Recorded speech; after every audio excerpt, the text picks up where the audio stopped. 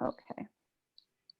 All right, I have the recording on. So Mike, would you like, Mike DeFeudis, Dr. DeFeudis, would you like to say a little bit about, so when you graduated, some of the things about your program, anything that you learned in particular that was very helpful, a little bit about what you're doing now, obviously, and then if there were things along the way that you wanted to learn that you wish you had learned in graduate school. So.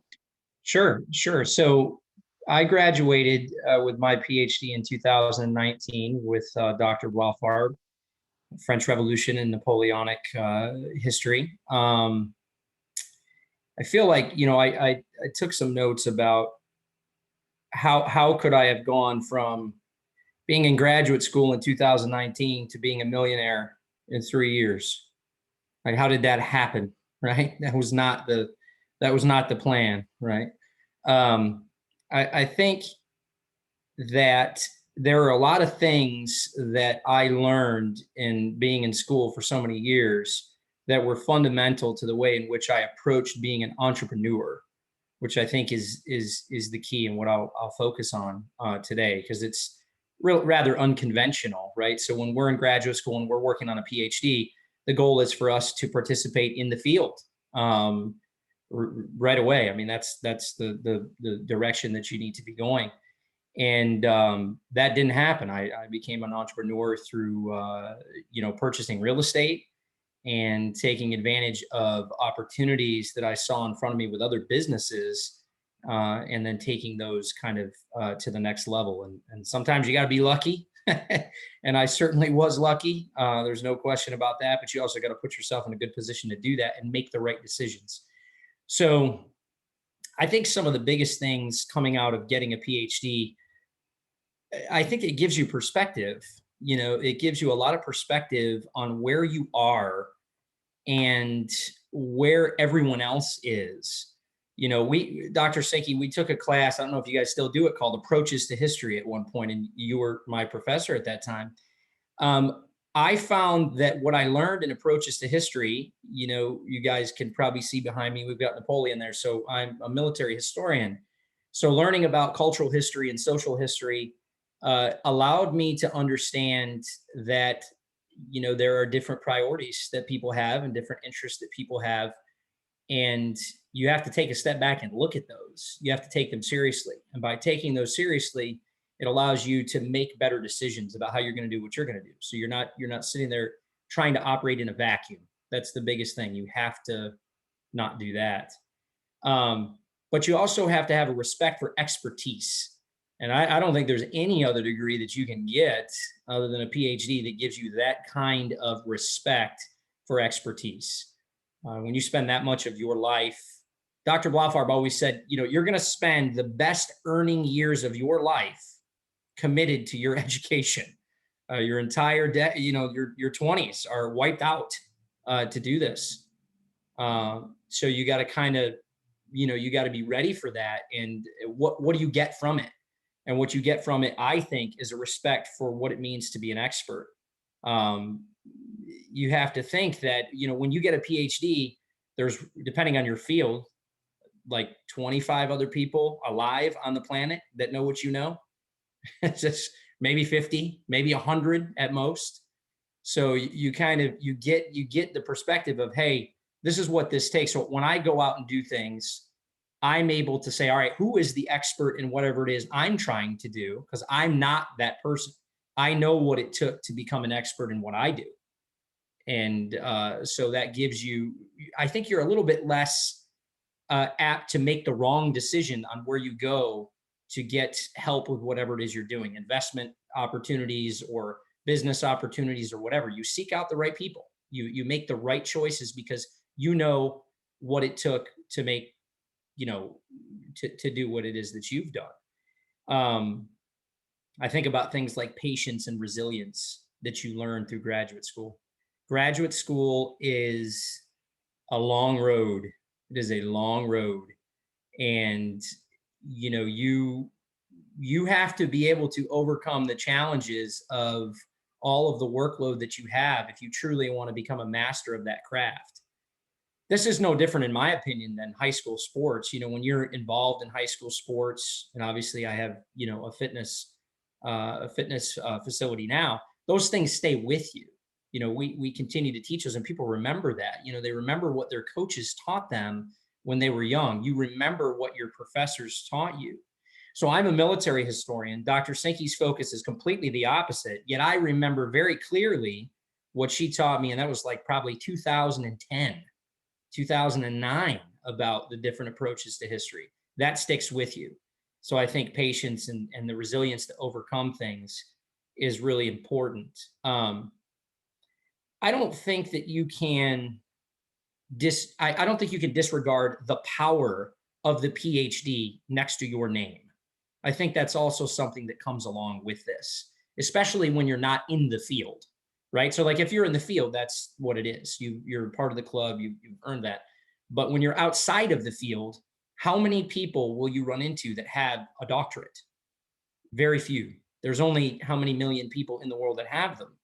So every time that you're involved in some kind of discussion, you know, whether it's a business deal, whether it's a bank loan, whether it's whatever, and they see that next to your name, they know that you were willing to put in the time and energy and effort to do what you needed to do to get that. So when they're banking on you to perform in the way in which you say you're going to perform, you know, that's important. I'll give you the story. When I bought Top Dog Fitness, which is an extremely profitable business, it makes $250,000 a year in profit. It's insanity.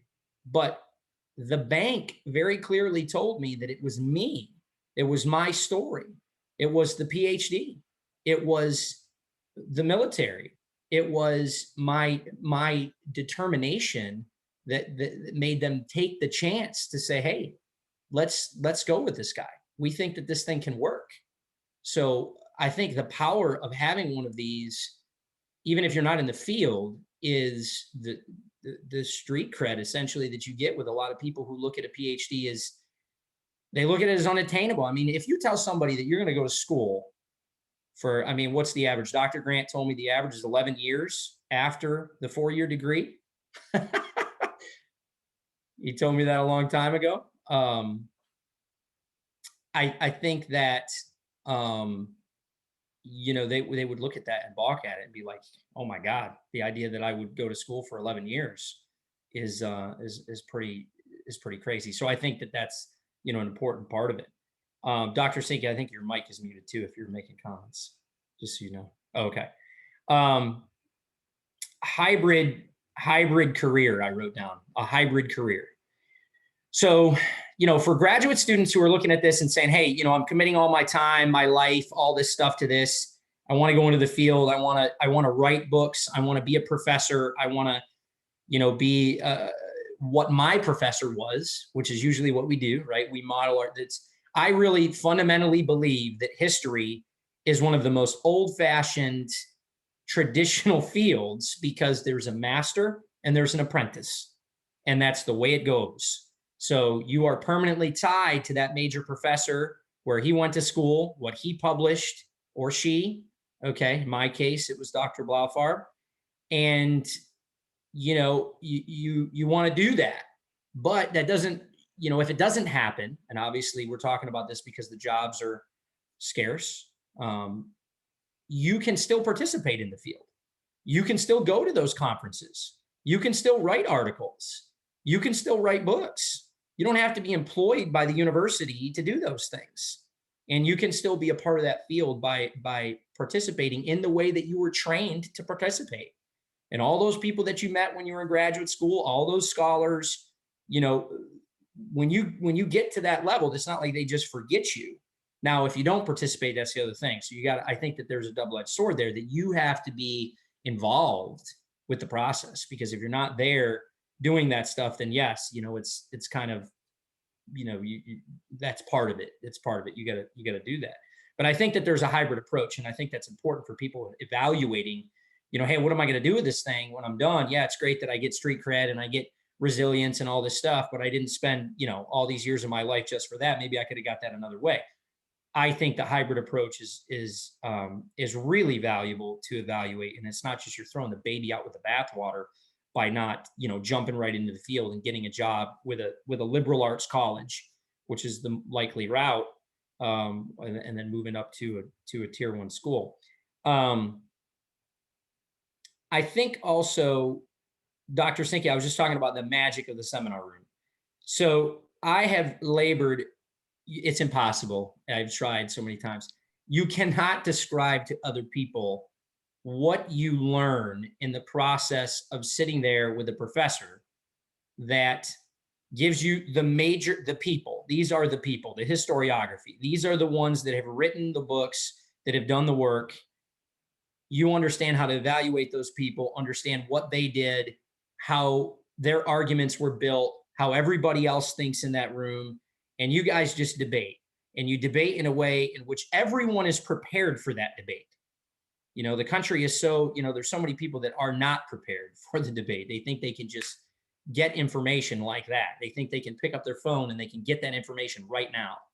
And the secret is that's actually not how it works. You have to do the work. You have to read the books. You have to take the notes.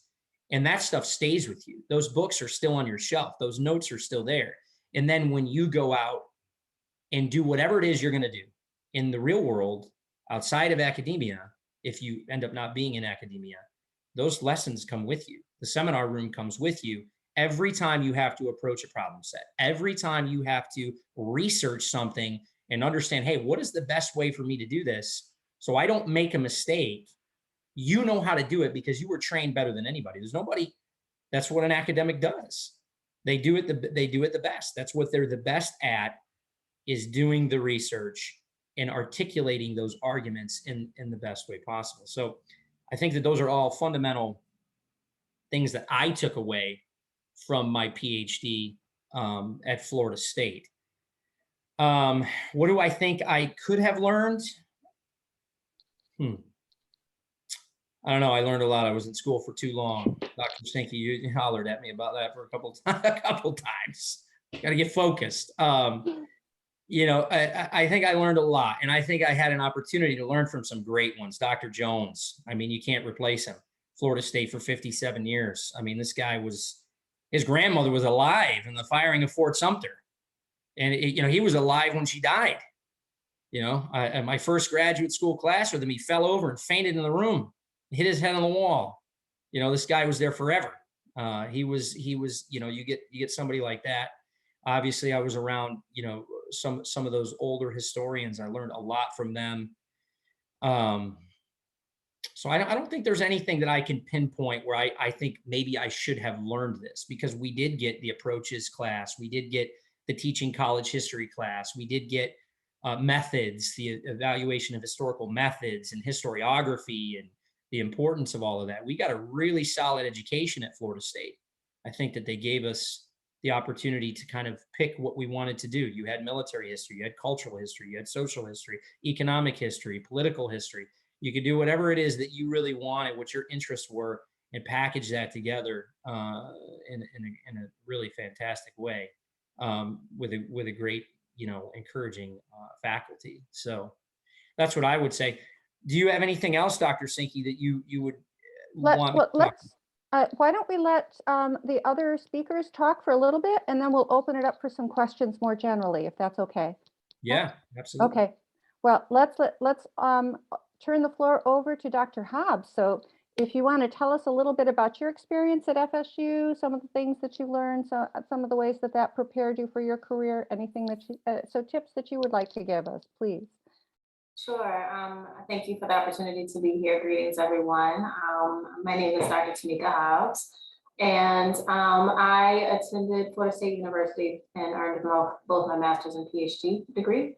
I studied U.S. history with a concentration in African American history, and then some sub-concentrations in Latin American history, and then also historical administration and public history.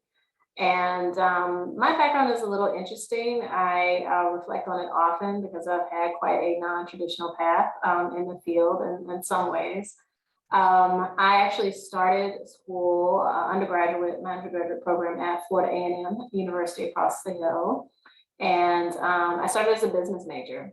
But during my freshman year, I had my very first African-American history class and was absolutely riveted and on two levels. Number one, I was absolutely excited about what I was learning. It filled in so many gaps of things that I had observed on the landscape of my hometown and my world. I grew up in the region over in Suwannee County in Live Oak. That's where I was raised. My parents are still there. And on the other hand, I was also, even at 19, quite undone that someone had made the decision that those items did not need to be incorporated into my regular public school education.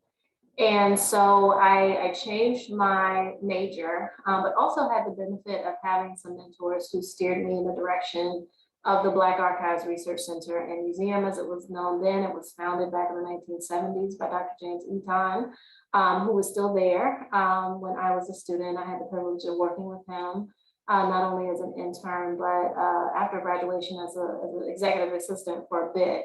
While he was still there. The building is, of course, being renamed to the Meek Eaton Southeast Regional Black Archives, but that's where I cut my teeth. And I remember even then understanding that this knowledge was so important that it needed to get out, and that not everyone was going to come to college, not everyone was going to read a book, but that museums could be a very effective way of spreading that knowledge. And so, that's where I got my start. I decided eventually to enter graduate school, started my family, and it was actually my husband at the time who received a McKnight doctoral fellowship for English at Florida State. And I decided to follow in his footsteps, and the next year received my own fellowship that underwrote my study. And if you know anything about the McKnight Doctoral Fellowship here in the state of Florida with the Florida Education Fund, they're dedicated to making sure that there are more people of color in underrepresented fields. And certainly as a Black woman going into the field of history, that would have struck a case. I think I also checked another box because I had quite a non-traditional interest in the historical administration field. And so that's where, how I got to where I was. I will say that the topic that I decided to pick for my dissertation in lynching and racial violence was also seeded by my time at FAMU. It was at FAMU with Dr. Ted Hemingway, where I first learned of a lynching that took place in my hometown. And was absolutely incredulous when he told me, but went home and talked to my grandfather, who would have been a contemporary in 1944, Willie James Howard, a 15-year-old who was thrown into the Suwannee River to drown for the crime of writing a love note to a white girl. And that began that conversation, and the subsequent conversations. Dr. Hemingway was very interested in that topic, and he would send me back to talk to elders in the community about what they remembered of Willie James Howard, either specifically or what happened around that incident. Little did I know that I was being groomed as a budding oral historian, which made a very good fit for what I got trained for at Florida State as a part of the HAPH program. So it was really centered around archival management, museum management, and archival management. Really enjoyed that work. My major professor was Maxine Jones, and so work closely with her, still have a really wonderful friendship and mentorship with her. I mean, she still mentors me, tries to, after all of these years. And Joe Richardson was on my committee, as well as Jim Jones. His name has been mentioned here. I could not believe how much he made me enjoy Civil War history. It was not my thing, but he was a fantastic teacher and sorely missed. So the lynching piece was important because it was those experiences that, as an undergraduate, that made me decide that that was what I wanted to write about for my PhD studies. And so in looking at lynchings that took place in that region of North Florida all during the decade of the 1940s, I was able to use oral history as a methodology to go in and really do something that I'm quite proud about. That dissertation has since been published.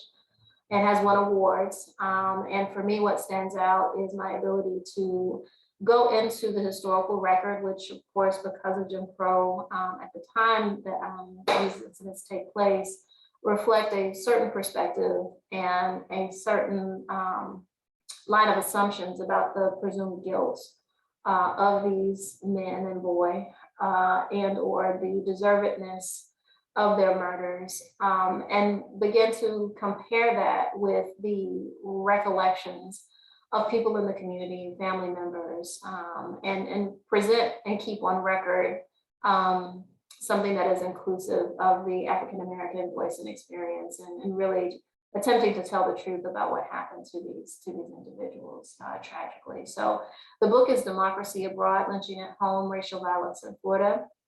It was published in 2015 by the University Press of Florida.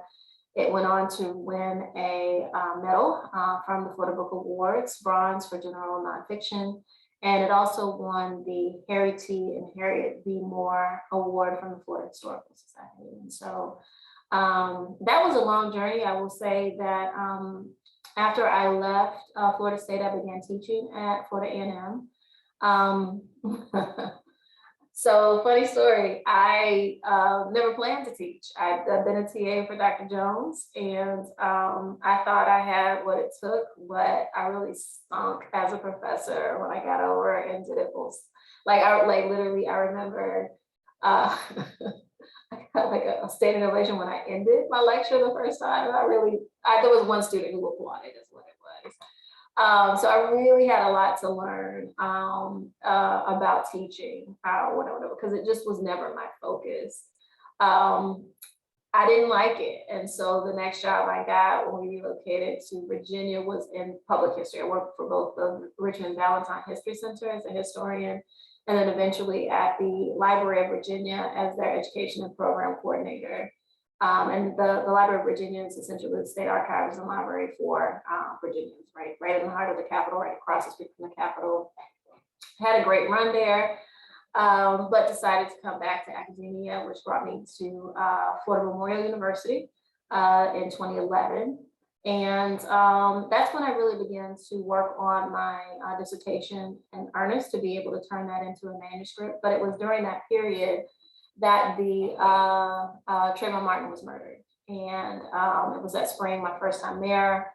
And if you can imagine kind of retooling my manuscript, looking at what had happened to Willie James Howard, and then seeing all these years later the murder of this young African-American boy, sitting across the dinner table from my own two sons, and just recognizing that there was something really wrong and really persistent about what I knew and had read about and studied in the past, and what was happening around me.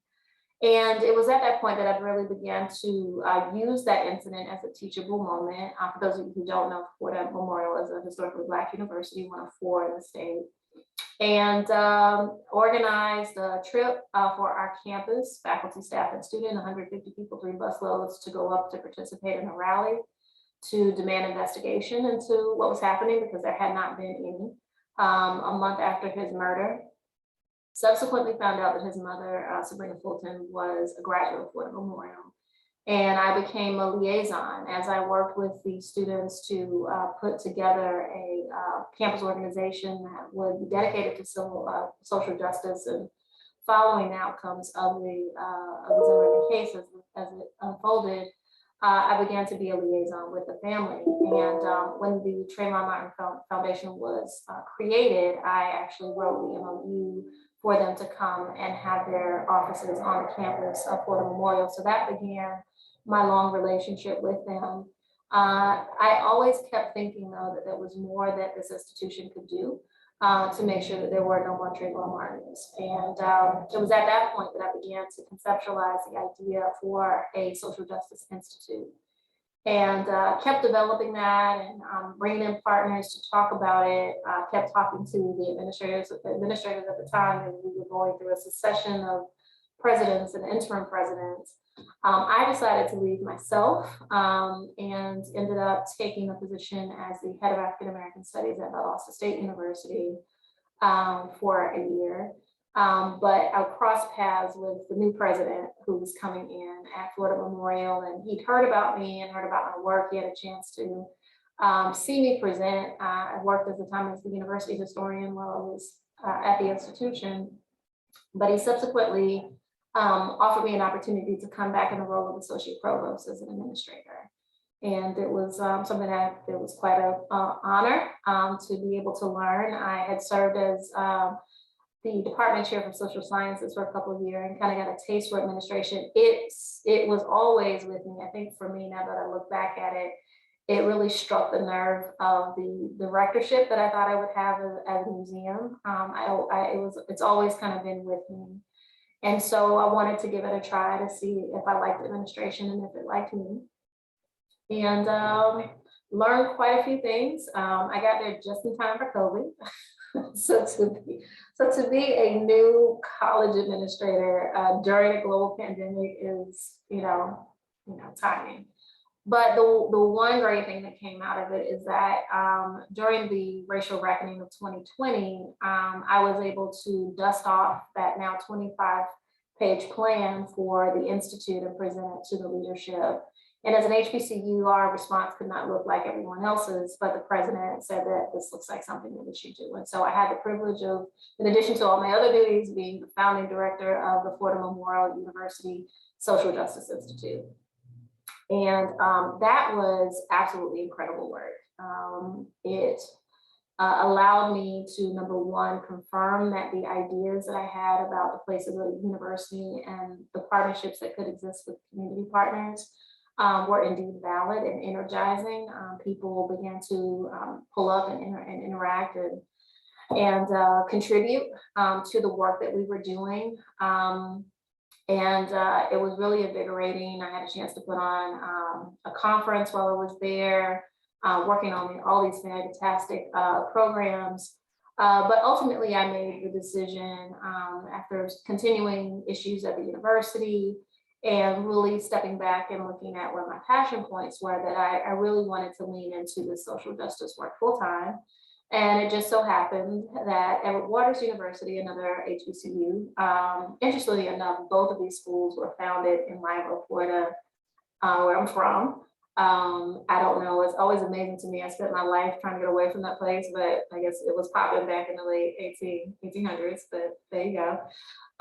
So Edward Waters was looking for their inaugural executive director for the A. Philip Randolph Institute for Law, Race, Social Justice, and Economic Policy. And I am pleased to announce that I have been accepted that position. I've been in place since March 2015. And I'm very excited to take the learnings that I gained from my time at Florida Memorial and bring them into this new environment. It's very interesting for me. Again, I've been thinking a lot about this. There's some risk, I think, in taking a non-academic track position and something where it's almost akin to a nonprofit in that I need to raise money to expand the work. I watched Mrs. Barnes. I worked with Althea Barnes for years. I like to brag that I was their first paid staff member back as an undergraduate. I'm so proud of the work that she's continued to do and the impact that she's made in Tallahassee and across the state of Florida. I watched her kind of do that grant hustle for a lot of years. But I can tell you just in this few weeks that I've been here, my understanding of the Black experience in Florida, really, which is part of Florida history, I don't mean to continue to segregate it in that way, has given me a very clear perspective on the roots of these issues. They are systemic and historical. And it has also provided me with a plethora of examples of how to meet these challenges. I have so many examples of the people and the stories who have led successful and unsuccessful challenges to the status quo.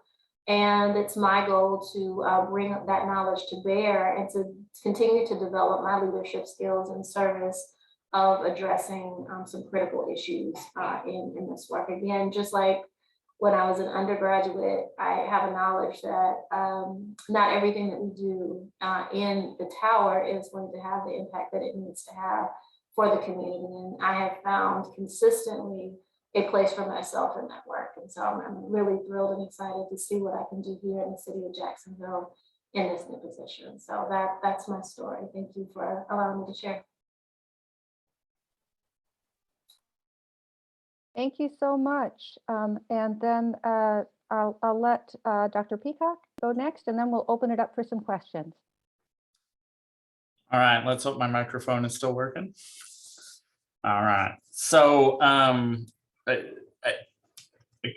we'll start with, although I know many of you on here still, it seems like it hasn't been that long, but it has. I graduated in spring of 2020, that magical time. For those who don't know, my major fields were gender and sexuality studies, US history, and then Latin America.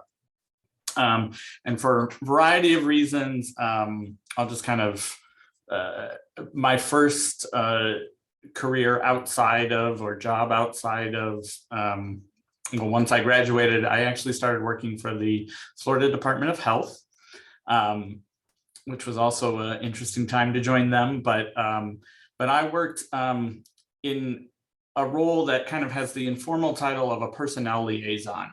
And that kind of, it had a couple different responsibilities, but basically I was kind of like the go-between person for HR matters for the bureau that I worked for.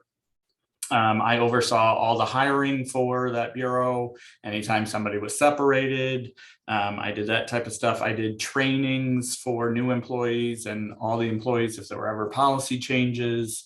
But I kind of managed all of those HR policies and procedures for the bureau.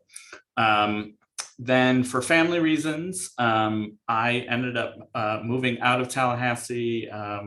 It's almost been a year now, and I moved to, I'm now in Louisiana, and I work as it's a long title, but I'm at Northwestern State University, which is one of the public Louisiana system universities here. And my title is, I'm an academic advisor and instructor and the dual enrollment Associate General Studies coordinator, which, to be honest, kind of sums up the three things that I do.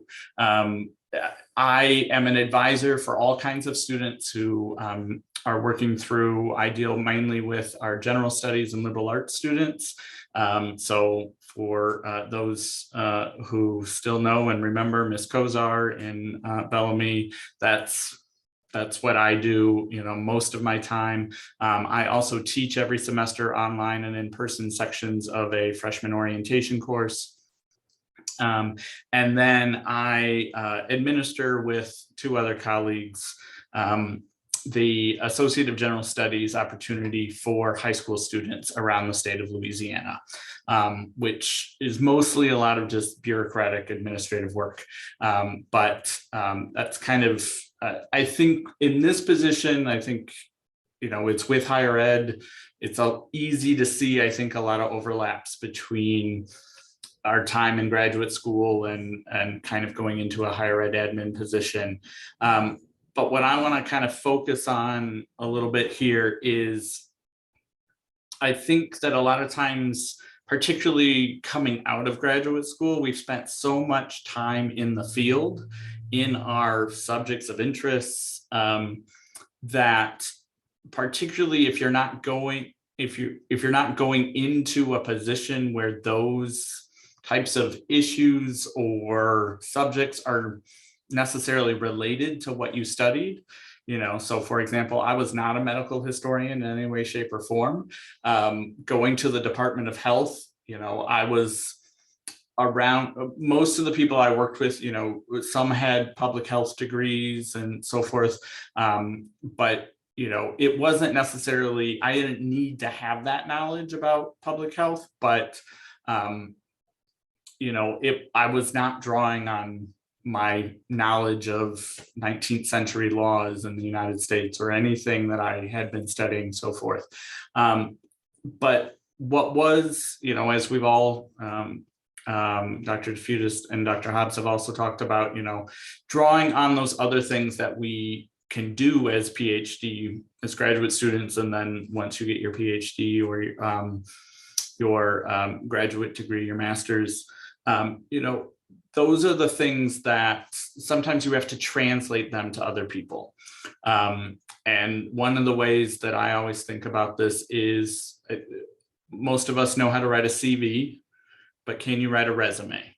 And that's, a CV is not going to get you very far. The idea on the surface that you've done all these conference presentations or whatnot, that's great, but you kind of need to translate that for other people. What are the skills and the things that doing what we do in graduate school, what are those things that then you can tell the potential people that are going to hire you, that how to do them, and not just, I wrote this massive research paper. Okay, so go, try and go more in depth and figure out what those types of skills are, so, we know how to manage large projects. We know how to evaluate sources and processes and things of that nature. We hopefully most of us are good writers or editors of, or we've at least experienced that, and that might be skills to kind of draw on. Dr. Hobbs mentioned oral histories. Are there other methods or softwares or tools that you've been using that you might be able to use in a job that they might be looking for? So, it might even be something as simple as, do you know how to use all the bells and whistles of Microsoft Excel? If you're doing a lot of numbers or cataloging of things or whatnot, is there a foreign language that you can read and speak and so forth? All of these things, think about the kind of underlying skills that you have used in the classroom and your research and so forth, that you can put on your resume, and that will kind of, in a way, it helps those who are looking to hire, especially if you're in some place where you're looking at jobs that, the PhD, they don't really know how to translate that, what it means. If you've been teaching in classrooms, you have those communication skills, those verbal skills that you can use, public speaking, all of those types of things. And then kind of another big thing that I've kind of thought about is, and as I was applying for positions and jobs after graduate school, think holistically in terms of your time, both while you were in school, but don't forget about what you did before school as well, if you have anything. I think sometimes we get so focused on those things that those in academia will look for, your conference presentations, your publications, et cetera, and then kind of the activities get put at the very bottom that maybe you don't focus on as much. But those kind of other things might become really important if you're looking outside of academia. Sometimes they're a little bit easier for others to understand. So for example, did you volunteer or serve in a position on the History Graduates Student Association? Did you, maybe you were in a kickball league in Tallahassee or whatever, and you organized events for them, or another student group on campus. Those types of things sometimes, not only they make you look like you were doing lots of things, but they also kind of reinforced and maybe some different skills than just the research and the teaching and so forth, that I think we think of right off the bat. Did you, one of the things that has kind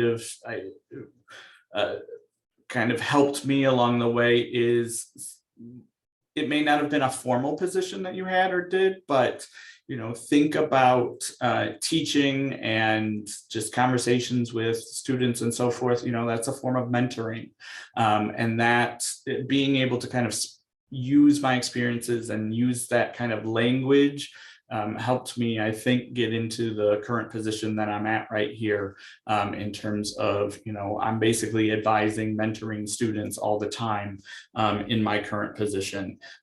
Did you apply for grants, fellowships while you were in graduate school? And that might even be, if you haven't, think even about, the yearly fellowship application that you do for the department.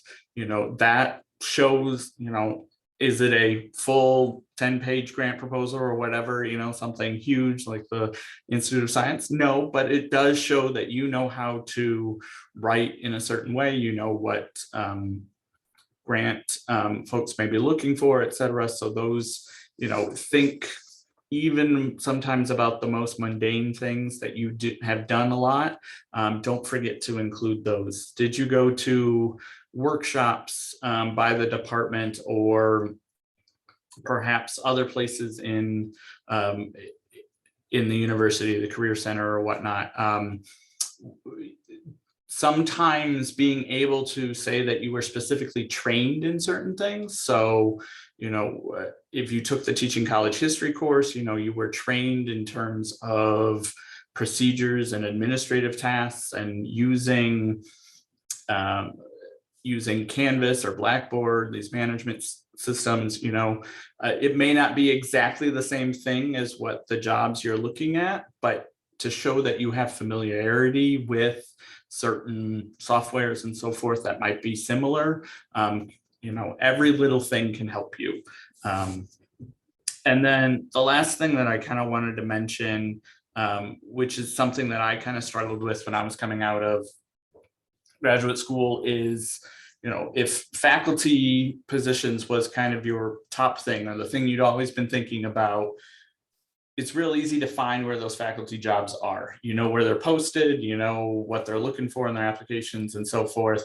But then where do you go to find the others?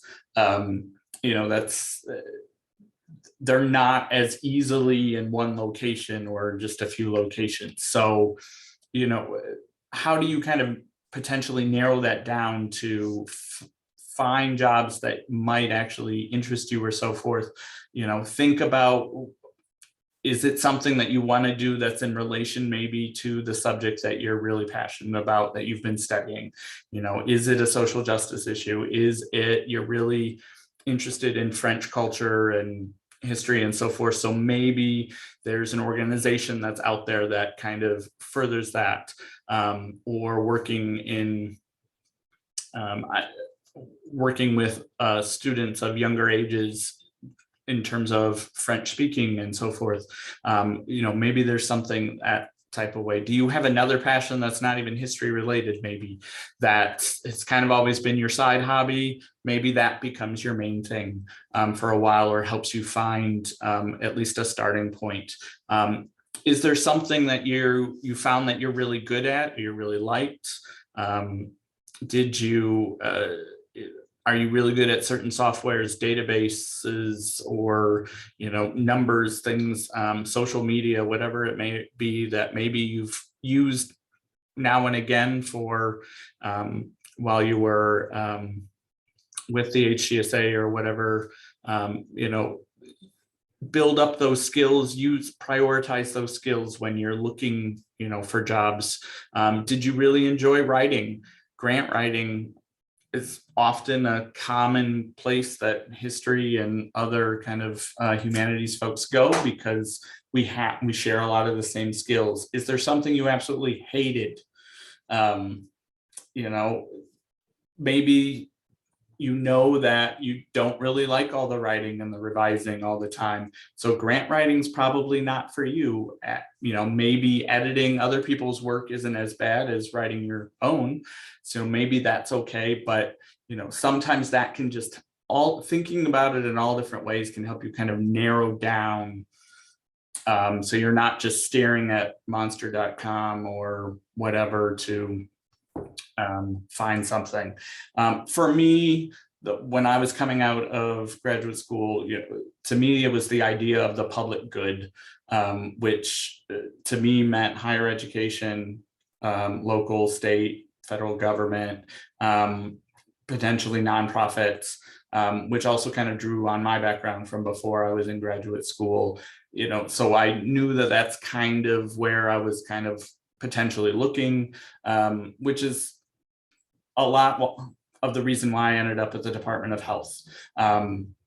It was just, I was looking at jobs that I might, have some skills that they were looking for, and it just happened to work out in certain kind of lucky ways there, and I really enjoyed my time there. And that's the kind of the last thing I'll say here is, don't close off certain opportunities if it may not look on the surface like it's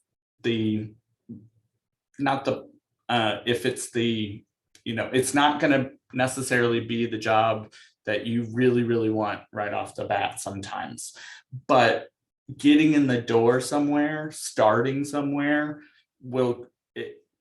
as much as I hate to admit this, can have lots of benefits for you. If you do well in that, somebody's going to recommend you for something. There's more internal opportunities sometimes than are ever posted publicly. While I was at the Department of Health, they ended up having an unexpected vacancy in a higher up administrative position. They were like, you don't fit all the boxes, but you've proven yourself while you're here. We would like to have you at least consider it. I knew I was moving.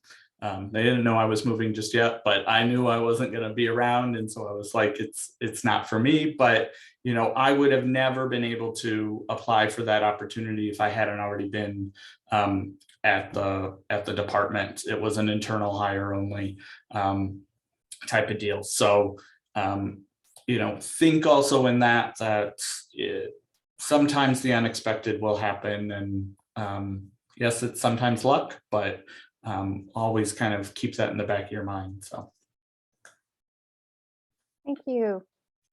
Okay, let's open it up for some questions. So Dr. Hobbs, I think you had something else you wanted to throw in there. Please do that, and then we'll open it up for questions. Thank you, Dr. Sinke. I was just sitting here and realizing that there was a lot that I did not say. I will talk about two things really quickly. Number one, that I've had the opportunity to do a lot of consultation. And one of the things that I have found fairly recently that I enjoyed immensely, I actually got my toes wet with it at the Library of Virginia as a part of that team in publications, which did programming and exhibitions. I love the exhibit design process. I really enjoyed it while I worked with them, and I've had the chance to create 2 exhibitions as a lead curator during my time in South Florida. And so that was just tremendous fun. I love the creativity and the synergy of it, trying to tell a story on walls with materials and image and all the other things that you can bring to bear. So that was a lot of fun. I also will say secondarily that I have, well, this related to that, I've ended up doing a lot of narration and being featured in documentaries as a person with expertise in Florida history, African American history especially. And so that has been really rewarding to be a part of some of the storytelling that's taking place there. The other thing that I will say that has become a bigger part of my life is that I found myself working with a nonprofit anti-racist organization called the South Florida People of Color. I've been working with them for the last 5 years. I started really innocently. They invited me to come and moderate a discussion over Ta-Nehisi Coates' book, Between the World and Me. And we were all very surprised that it was a room full of white people, standing room only, who didn't say very much. So it was very telling. It was like they were very curious about the subject matter, but for whatever reason felt that they couldn't articulate the things that were on their mind. And so we took that and I worked to develop curriculum for what became our Unity 360 Community Race Dialogue series. That has been going on for many years since that time. I've also conceptualized the idea of the Aqua Dinner, which has become one of the trademark offerings for that group. I now serve as the chair of the board of directors for that organization. They've now expanded and are doing diversity, equity, and inclusion work. And it's also been very fulfilling, and one of the things that I've helped to keep them focused on as we try to convince people about the changes that need to be made in our modern society and really help them to understand the nature of this of racism in our society. They have to understand history to do it. And for everyone in this country, Black folks, white folks, other folks, they don't understand enough about the Black experience. And so it has allowed me to present my own work in the context of, if you want to understand what's happening on the streets with Black lives and Black bodies, you need to understand lynching and racial violence and that really painful history in our society. And so that has given me a purpose. One of the programs that I helped conceptualize and execute was something called Race in Retrospect. It was a 3-part series that was funded in part by Florida Humanities. And I was able to bring some of my other friends in. Paul Ortiz down at the University of Florida has written extensively on Florida's African-American history. So he's talked a bit about Emancipation Betrayed, as well as his most recent book, The African-American and Latinx Story in Florida, as well as Dr. Marvin Dunn, who is a psychologist by training, but also who's done quite a bit of writing on racial violence and the Black experience in Florida. And so we've been able to keep these historians in the forefront and the center of the work that we do. And so it's been another really surprising but fulfilling outlet for my work. But I forgot about it. Thank you. We really appreciate that. So do we have some questions from our audience here?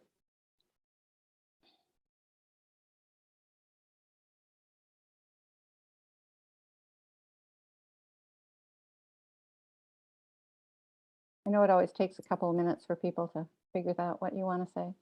No. Go ahead, Ben. Oh, were you calling on me, Dr. Sinke? It looked like you unmuted, so. Yeah. I have a question for Dr. Peacock and Dr. Hobbs. It seems like both of you are sort of in, maybe I'm generalizing too much, but like in an alt-ac position. If not, please correct me. But is there I always kind of envisioned those positions as being more geared towards people with like, degree, like a master's in education or a doctorate in education. So when you're like competing against people with those degrees, how do you give yourself an edge? What resources could you go to like, speak the lingo, know what they're looking for, that sort of thing?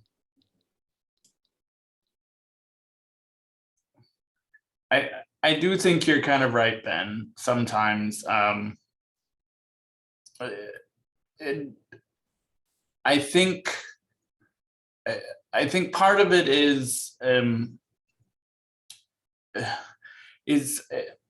it really helps, and I always say this isn't useful advice if you're nearing the end and you haven't done these things while you're in graduate school, but it really does help if you have something else in your involvement that isn't strictly the research and the teaching per se, but potentially, potentially think of things like, did you help design activities or curriculum or things of that nature?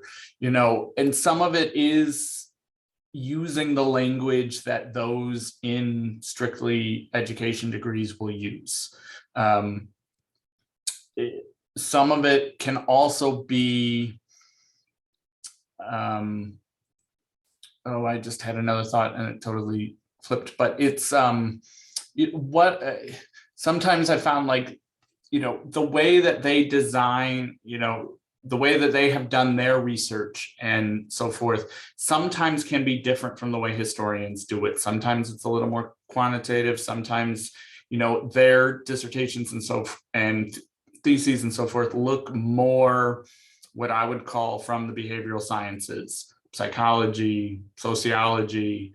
So sometimes, it's, can you put it more in language, your skills and so forth, in that kind of more, here's my hypothesis, here's my methodology, here's my this and that, and speak their language in that sense, sometimes that can help. And to be honest, it's, if you have any connections with folks at FSU or so forth that have been in more those kind of alt-ac higher ed admin positions, pick their brains.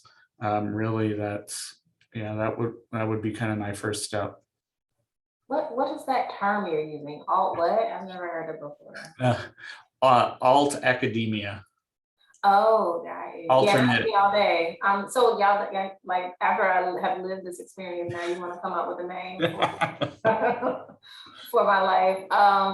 So I think, yeah, I've always had different interests. I would say for me, it's come through my work experience and those other skills, and then also things that have also come naturally to me. So the writing and communication will always take you far, and especially in organizations.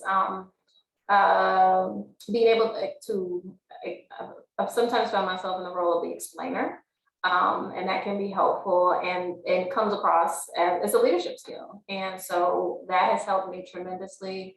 The time that I mentioned that I was an assistant, an executive assistant, like knowing how to use email and those tools and office organizations, are tremendously helpful and helped me to present myself again as a leader, as an administrator. So those things have come in handy.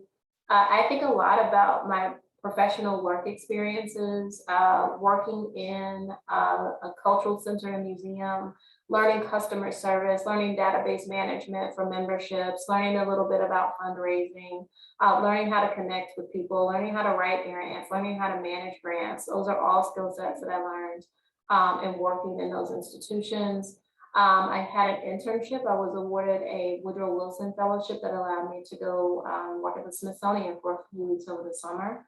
That was a fantastic experience. What I was assigned to do for the Anacostia Museum is a de-installation of an exhibition that had been up for a while. And at the time of my placement, the exhibit was still live for several weeks. So I had a lot of time on my hands, and I got a chance to go through the libraries of the various museums in the Smithsonian. And that was a fantastic experience. I got to interview some of the leadership in the museum. That was a fantastic experience for me.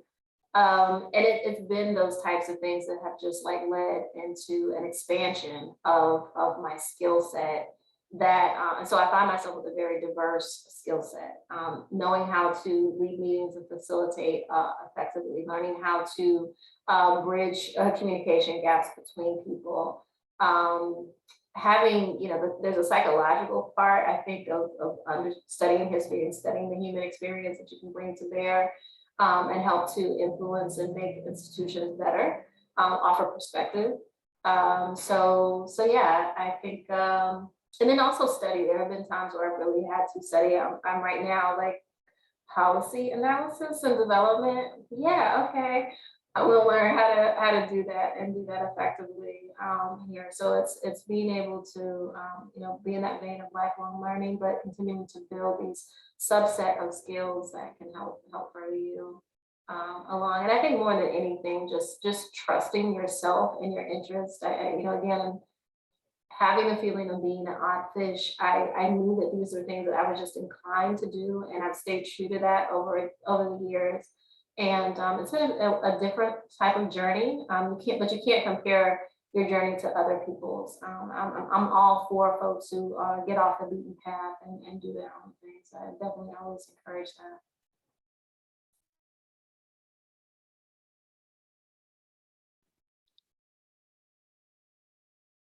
Do we have some other questions?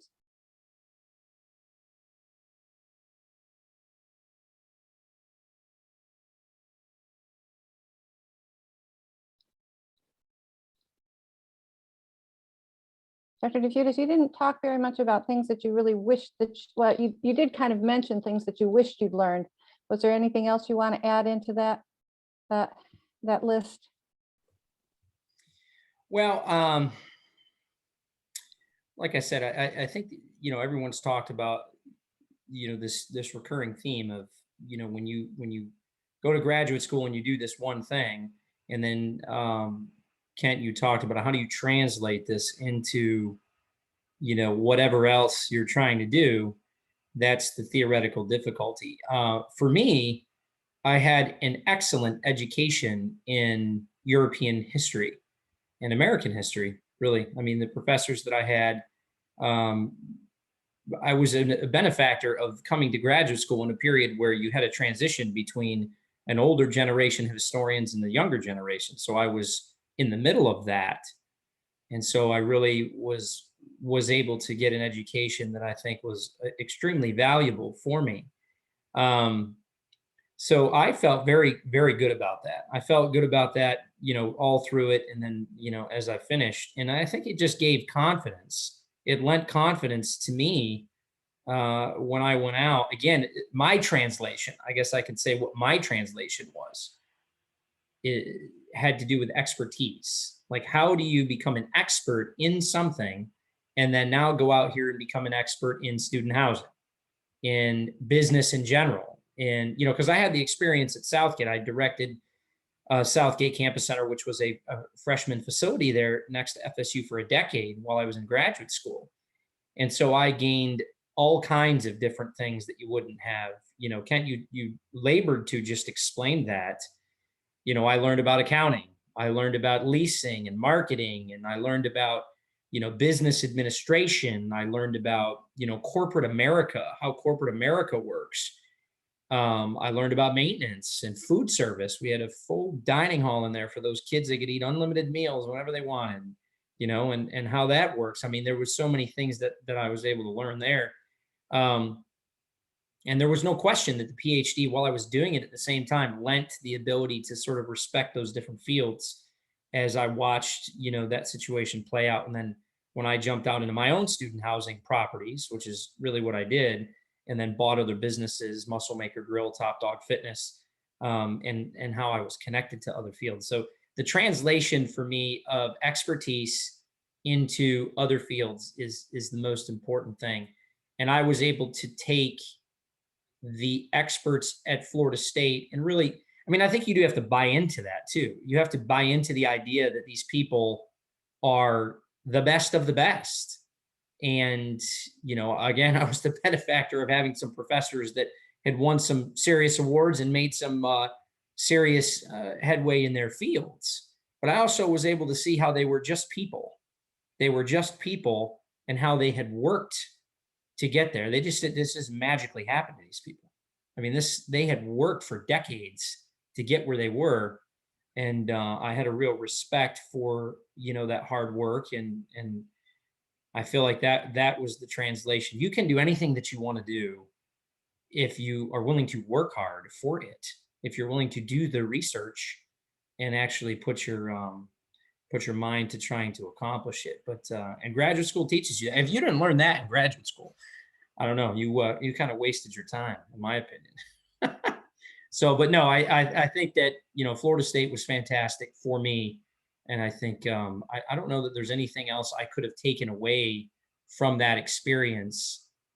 Even the teaching, Dr. Sinke, you taught me some challenging things with the students and grading them and, coming up against a problem set of, hey, I've seen these kids perform, right? Well, so I feel comfortable with this.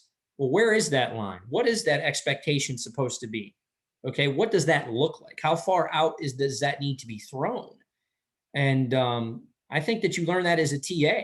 You go through that because there's different professors who approach things in different ways, and you get an opportunity to see how they, challenge themselves in their own fields. And that's the beauty of the academic system, right? Not everybody, you don't get a degree from Florida State and then get to come back and teach at Florida State. Everybody has come from different schools and different backgrounds and different professors in these different traditions, and they bring all that to the table. And that, I think, affords and lends you so much that you take with you when you walk out that door, no matter what it is that you're going to do. Okay, thank you. Do we have any further questions here? We're running out of time, Matt. I think Matt's been trying to get in there. Matt, go ahead. Yeah, I thought we ended at 5, so I was like, nah, it's Yeah, fine. I'll sorry. wait. But That's I I don't know who this is best directed to. At the beginning, I was like, oh no, this is for Dr. Hobbs, because like, and then kept talking, and Mike, the thing that you were just saying, I was like, well, okay. So I'm just going to throw it out there, and whoever wants to answer it would be great. Okay, so to set the context, I'm a third-year PhD student, but I also work full-time at the library. And one of the things that I'm interested in hearing others' experiences with is this idea of the things that Kent and Mike, you were just saying, right? So there's like that translational aspect of, here's the thing I'm doing, I'm now doing something else, let me make that connection.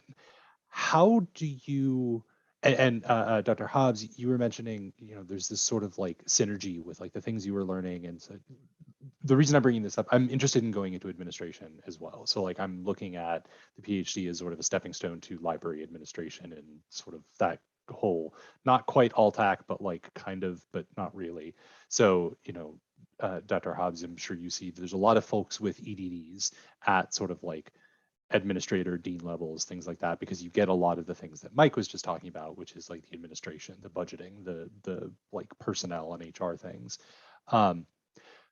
So my real question is, how is the stuff that you did while you were doing school, like, right, like you're doing school, how does that not become completely divorced from the things that you are looking at doing as work, right? So like you work at school and then you use the things that you do, or you use the things that you've learned at school while at work. How do you merge those so that you're not living like two separate lives that you then have to do like a third task of finding the connection between? How do you kind of like make that all work together so that you don't like do school for 10 years, stop, figure out how to make that work for your life?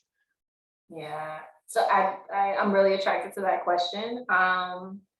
So for me, it was natural. And for me, in as I processed your question, it came down into two camps. There's knowledge and there's skill. Knowledge is the things that you bring out, and then there's the expression of the application. And I think that to be the best in those administrative roles, you have to master being able to do both, because I've seen people who master knowledge and, you know, they're good for the tower. You know, they stay in the tower, they write, and they talk to the other 25 people that Mike mentioned and know what they know. That's never really interested me. I can sit in a room and absorb all of that. I really do miss the graduate seminar all these years later. And I'm sorry to date myself, but I think, Kent, you talked about when you came out, I was like, he's a baby. Next year, I'll be 20 years out of my PhD program. I did not need to end my day with that recognition. But all these years later, I still miss that. There's nothing quite that compares to that.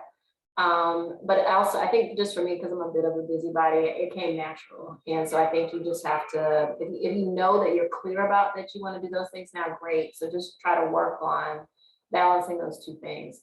I will come back to my experiences at the Library of Virginia, because while I had a fantastic experience at Florida State, that crew of historians that I worked with and editors at the Library of Virginia were such an inspiration for me.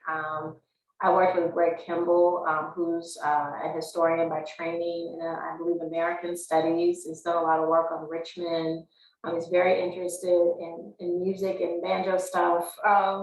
But he also was one of these people that just had a very broad, humanistic approach to the field, could be very academic in his writing and his research, and had a deep understanding of things at that level, could write and publish, but also knew how to translate that into meaningful public interactions. Brent Tarter, who didn't have a PhD, but was considered the Dean of Virginia Historians. He and several others worked on editing the Dictionary of Virginia biography.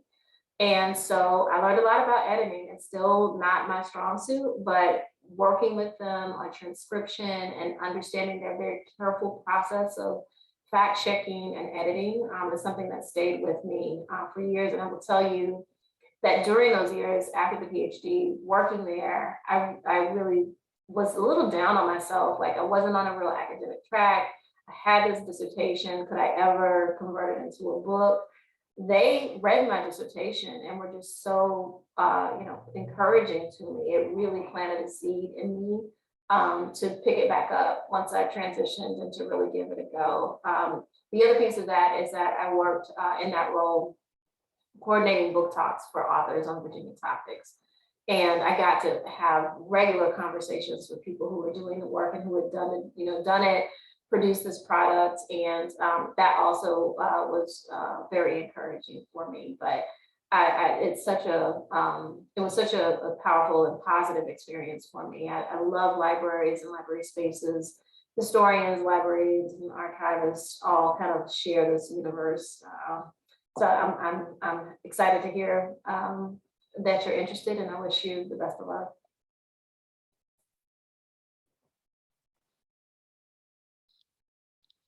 Kent, you wanted to just put maybe one more minute, and then we need to close this off fairly soon here. Sure. So Matt, don't take this the wrong way, but I may say sometimes there's nothing. It may work best for you. It may work best for others to have somewhat of a divide sometimes. Like, there are certain times that I find it more relaxing, which is maybe really weird, like that I am not so in depth in the historiography and the arguments going on and so forth during my day, that I'm doing all these administrative tasks, which I can do because all those kind of skills for pulling together research and so forth that you learn enables me to do that. But then there is something nice about at 5 o'clock, at least for I'm off, I can go home and I can still my brain kind of changes, and reading the latest monograph or article or working on what's now a side project, it sometimes has a different feel. And maybe that can kind of keep it invigorating and so forth. What the last one sentence I'll say is your training and interest and so forth will come through in surprising ways. I think that even if you go into a position thinking that, I'm kind of leaving the history stuff behind or whatever, even in my 2 positions so far outside of graduate school, it's always there. And so you're still drawing on those skills all the time. So. Right. I want to thank our panelists. I really appreciate we have some different time periods represented. I did that on purpose, and I very much want to thank Dr. Hobbs and Dr. DeFeudis and Dr. Peacock for coming, and thank everyone for coming and taking part. I really appreciate everyone doing that, and I think we've learned some good insights. So thank you so much. Thank you. It was a pleasure to be with you. I'm glad. Pleasure to hear from you as well. Thanks, guys. Thank you.